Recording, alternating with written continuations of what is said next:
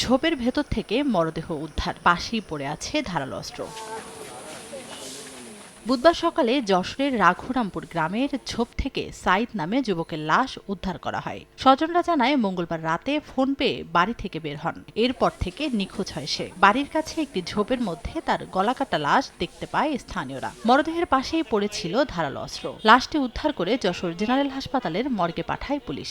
পুকুরের দিকে আগে ওখানে যে কুড়ে মতন ভাঙচুর রয়েছে, আমি ওই পিলার ধরে কেবল ডাক দেব, তখন দেখে ওই জাইঙ্গা আর প্যান, আমি মুখেও তাকাইনি।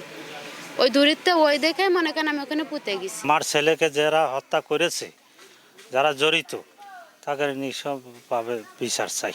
এদিকে চাঁপাইনবাবগঞ্জের পুরাতন বাজার হাসপাতাল রোড এলাকায় দুই বন্ধু জিশান ও মেহেদীর সঙ্গে বাগবিতণ্ডায় জড়ায় রজব।